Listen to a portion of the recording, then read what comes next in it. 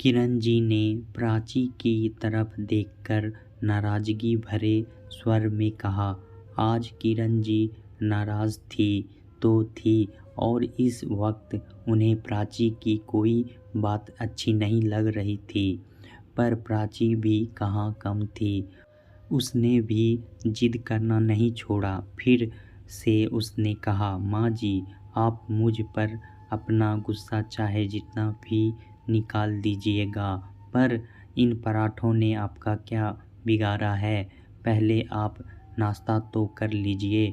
प्राची तो सोच रही थी कि उसकी मीठी आवाज़ का जादू किरण जी पर चल जाएगा और वह बड़े ही शौक से उनके बनाए हुए मेथी के पराठे खाकर तृप्त हो जाएगी और उसके गुणगान करने लगेगी, और रश्मि बुआ के सामने उसकी छवि भी अच्छी हो जाएगी। पर हाँ, नहीं, सासू माँ को आज हो क्या गया है जो वह प्राची की छवि पर बट्टा लगाने पर तुली हुई है।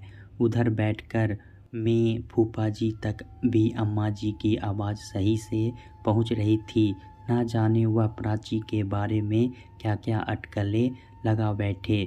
एक खुश करना चाहती थी और मन ही मन में सोच रही थी कि बस और 2 दिन कैसे भी करके कट जाए, उसके बाद तो बुआ जी और फूफा जी चले ही जाएंगे।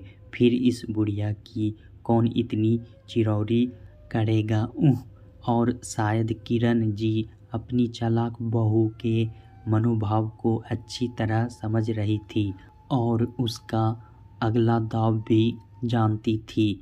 उन्हें पता था कि अगर उसके ननद और नंदोई वापिस चले गए तब वह उन्हें अपनी बहू और बेटे की चालाकी नहीं बता पाएगी। इसलिए प्राची इस वक्त अम्मा जी को कैसे भी करके वह अभी कुछ और कहना ही नहीं चाहती थी कि तभी उनका पोता गोलू आकर उसके गले से लिपट गया। अपने दुलारू गोलू के श्रीहील स्पर्श पाकर किरण जी का हृदय पिघल गया।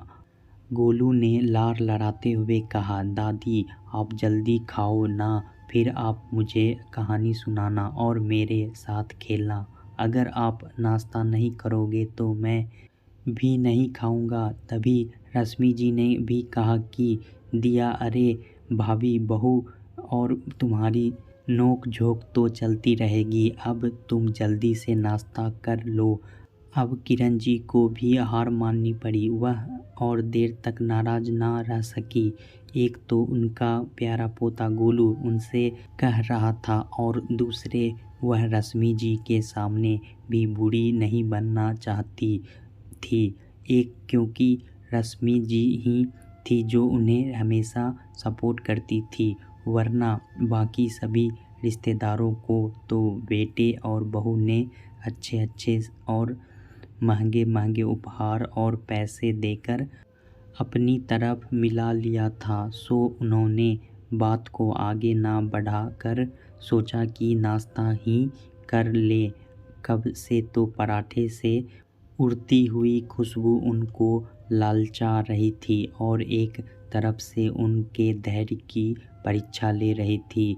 प्राची के इसके पहले कि वह पराठे को हाथ लगाती कि प्राची ने कौर तोड़ कर उनके मुंह में रख दिया। सच नाटक ही तो हद ही हो गई। किरण जी ने सोचा और रश्मि जी ने कहा, आइए दीदी साथ में नाश्ता करते हैं। उनके आग्रह मानक रश्मि जी भी उनके बगल में आ गए बैठ गई और दोनों नाश्ता करने लगी। किरण जी मन ही मन में सोच रही थी, सच यह प्राची बहुत चालाक है, इससे पार पाना तो बहुत मुश्किल है। उधर प्राची बहुत खुश हो रही थी कि कम से कम बुआ जी के सामने उसका इम्प्रेशन अच्छा रह गया और किरण जी कुछ नहीं कर पाई। दोस्तों, वीडियो अच्छा लगा हो तो चैनल को लाइक और सब्सक्राइब करना ना भूलें। धन्यवाद।